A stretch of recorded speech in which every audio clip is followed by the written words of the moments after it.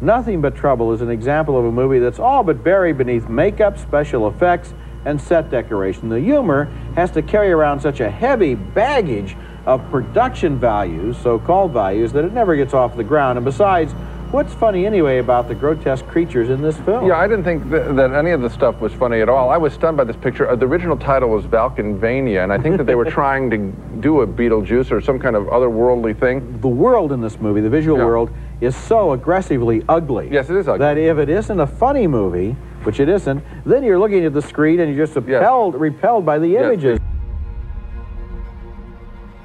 Hey, hey, ho, ha, ho! Hula, hula, hula, the boola, boola, boola! Look who's got the front seats of the Mexican hat dance now! In my profile on John Candy's career released last year, I chose not to mention this movie, resulting in many comments from those who were disappointed that I didn't bring it up, as well as an equal amount of comments from those thanking me for not mentioning it.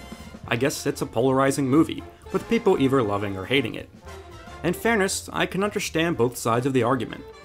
Though the original intention was to make a dark comedy horror, the zany comedy elements later overtook most of the horror ones. It was a product of studio re-editing and trimming, resulting in an incomplete vision released. At the time, it seemed to baffle audiences and critics alike. Those expecting a comedy more akin to Ghostbusters were turned off by the more grotesque horror elements, while those expecting a Texas Chainsaw Massacre-style horror were baffled by the surreal comedy bits. Since then, it's developed a small cult following of fans who have come to praise it for being so out there. Despite its flaws, I actually think it's a very inventive, visually impressive movie. It's clear that Dan Aykroyd encouraged the crew to pursue all of their wildest ideas, from the set design to the makeup application, and it shows, resulting in a movie that, if nothing else, just looks really cool. Even though it's flawed, I've actually been encouraging people to check it out, hoping it will lead to someone like Shout Factory finally remastering it for Blu-ray. I mean, the DVD I have of it is so old that it came in one of those awful cardboard cases that just looks awkward to display.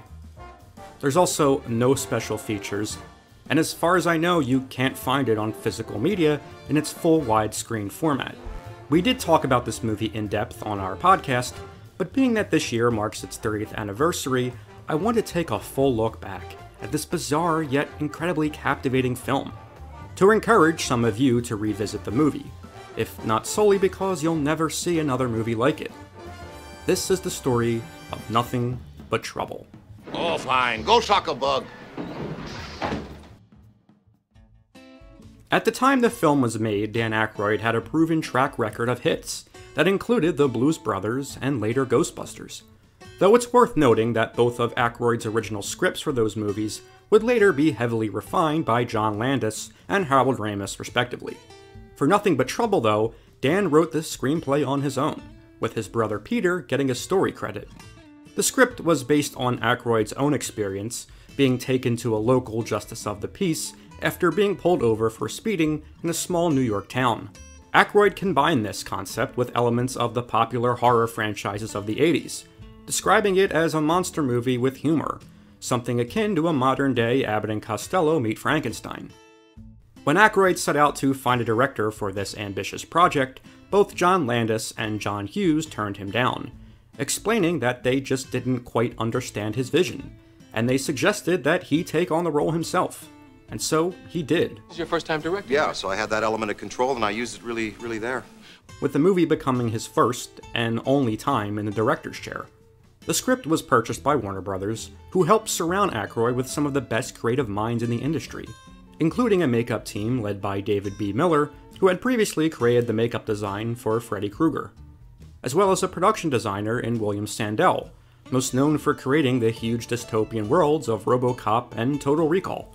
Aykroyd also pursued many of his talented friends to appear in the movie as well, such as Chevy Chase, Valerie Bromfeld, and John Candy. Famously, John Candy had turned down the role of Louis Tully in Ghostbusters, a decision he later regretted. So when Aykroyd came knocking with another wacky horror comedy script, he was quick to enlist, having so much faith in Aykroyd that he signed on for dual roles, as both the chief constable of Valkenvania and his twin sister, Eldona. Genuine wage earner and struck dumb at birth by a thunderclap. My kind of woman. Was it hard to talk Candy into playing a woman?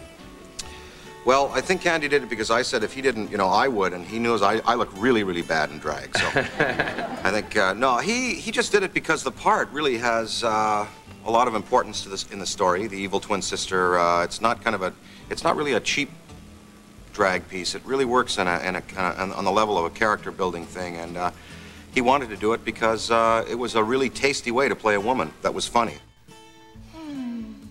Aykroyd himself would even go under heavy prosthetics to portray the maniacal Judge Valkenheiser, though he would eventually be forced into dual roles himself. More on this later. The film went through various titles, starting with Valkenvania, before settling on Nothing But Trouble, which was based on a throwaway line of dialogue in the movie. I better lie down. Oh, you're nothing but trouble. And this is something I feel really hurt this movie in the long run, even though it was a studio decision. It's just such a bland, generic title for such a unique project. I'd expect Nothing But Trouble to be the name of a Laurel and Hardy screwball comedy from the 40s, instead of a dark horror comedy of the 90s. Mainly because it actually is the name of a Laurel and Hardy movie from the 40s. And speaking of the marketing, another thing that I think hurt this movie was the theatrical poster being pretty bland. It fails to accurately represent the dark, grotesque nature of the movie. You can view some of the original poster art concepts online, and they're just so much more visually striking. Imagine one of these posters with the Valkenvania title on it. It would just have given the movie a much more different vibe. Despite their mishandling of the marketing and later editing, Warner Brothers executives were pretty hands-off during the actual production, being distracted by the Bonfire of the Vanities adaptation, which was in production at the same time, and massively over budget and behind schedule.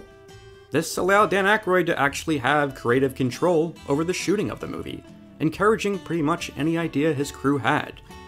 This included not only a miniature train set that delivered condiments during a dinner scene, but also a phallic-shaped prosthetic nose that's visible in only certain scenes. Within the Valkenvania courthouse, there also exists a dungeon with a trapdoor that leads to a giant pool of squeaky toys, as well as a terrifying sliding board within the walls, and even a full-on roller coaster that consumes human flesh called Mr. Bone Stripper. Even the exterior of the mansion itself is covered with a combination of dystopian set design and detailed matte painting to achieve a really distinguished look. These little projects often delayed filming though, causing Nothing But Trouble to also go over budget and behind schedule. But they're really fun elements that ultimately help the movie. Beyond the effects and design, another interesting facet of the movie is its soundtrack, complete with an original song by Digital Underground, who Dan Aykroyd sought to appear in the movie as well, making it the first film appearance of a young Tupac. Digital Underground joined us. We commissioned a song with them. Tremendous talent. Now, I've seen something that looks like a video, but it seems like it's film. Are they actually in the movie? They are in the movie. I wrote a scene in the movie where this 106-year-old justice of the peace that I play in the film runs across these musicians. They come into his compound there, and so I wanted a talented group to commission and write a song for the film. Aykroyd would even appear in the music video as a favor for them, and it's an incredibly fun watch. The movie itself centers around a financial publisher named Chris Thorne, played by Chevy Chase. Now, there are some accounts that state Chase was verbally abusive towards Aykroyd and a nightmare to work with for the crew. Wait a minute, what is this shit? Sir, no cussing in court. We don't want to hear the story of your life. We just want to pay the ticket and get the hell out of here. I'm sorry, Judge. Well, look at him. He's going on and on. Well, I can't speak for the crew, but here's Aykroyd's own opinion on working with him on this film. He was my creative conscience throughout this whole thing. You know, the movie has a lot of suspenseful twists and turns. It's not only a comedy, it works on a suspense level and as a thriller, too. We've got all of those things going. It's got the worst hot dog you'll ever see in it. It's got all kinds of, you know, it's a lot of things in the hopper there, and he convinced me to stay with some of the things I had doubts about, all the way right to the end. And it's really tough, because you say, well, is that going to work? Or, you know, do we have time for this? I had to cut things, and he went back and he said, you know, put these back in, have faith in your original vision. And it's not often that actors do that. While I don't have a hard time believing that Chevy might have been difficult on set, The fact that he and Aykroyd remain such good friends and continue working together tells me some of his alleged behavior was either exaggerated or just Chevy's bizarre way of messing with Aykroyd, as even Chevy seemed to enjoy working with him as well. Dan can do anything, and when he was on Saturday Night Live, he did the best characters anybody's ever done on that show. I don't care who. Well, that's now, saying a lot. From 15 years.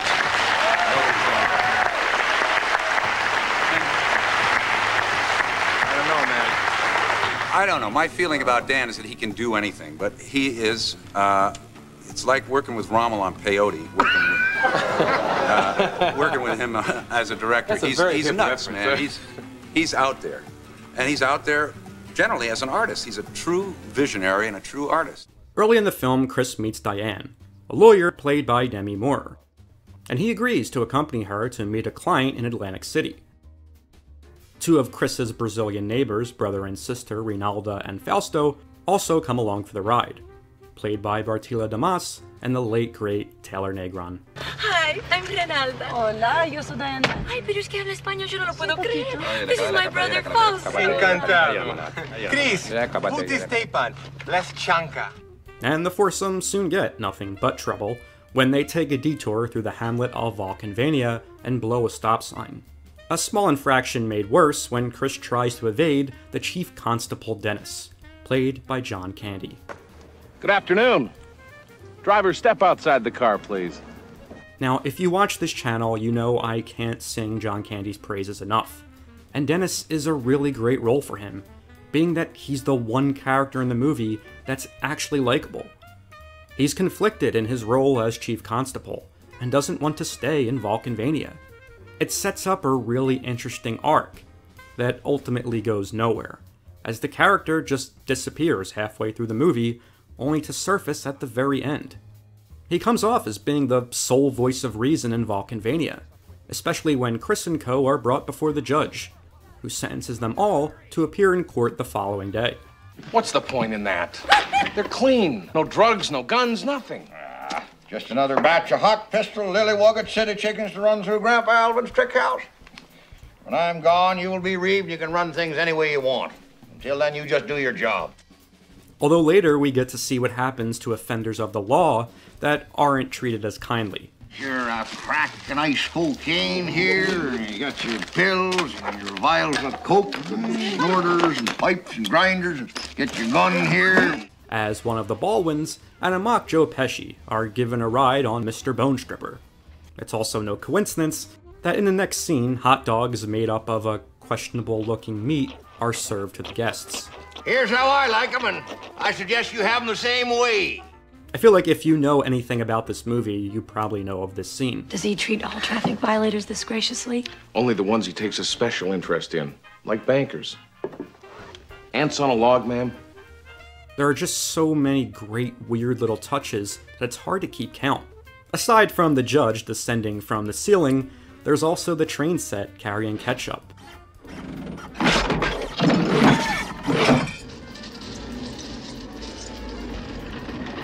The brief shot of the phallic nose. A can of Hawaiian Punch being served using an oil spout. You know, there's nothing better at the end of a long day on the road than a nice warm glass of Hawaiian Punch.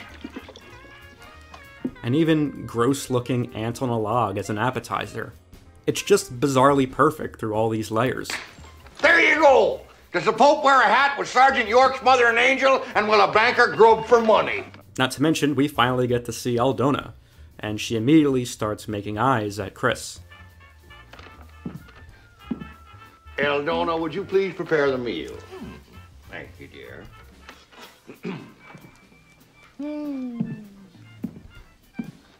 Eventually, the Brazilians have enough, and draw the line when the judge shoots a pickle at them from his train.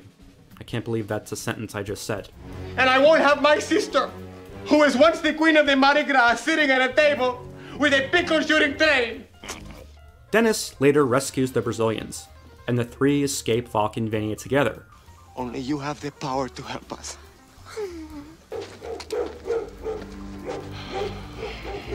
Quick, hide. Come on, it's my cousin. Come on. The original all-purpose ditch witch. And then we don't see them again until the very end of the movie. I have a feeling that there was a lot more film with these characters that was later cut, as Aykroyd himself later admitted that the studio made him trim out quite a bit. I for one would really like to see an extended cut of this movie, mainly just to see more of John Candy as Dennis. But yet again, to Candy's credit, he has a lot of fun with the Aldona role, despite the character being mute. He finds opportunities to be funny.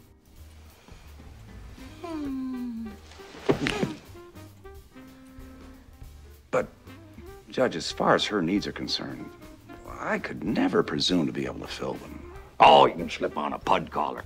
Now, the rest of the movie follows Chris and Diane attempting to make their own getaways from the mansion. Chris ends up in the walls of the mansion, where he discovers a dark Vulcanvania secret.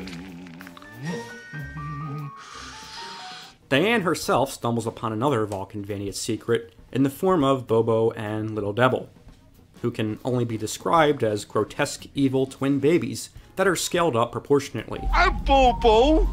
That's Little Devil. It's another bizarre touch that really sets this movie apart from anything I've ever seen.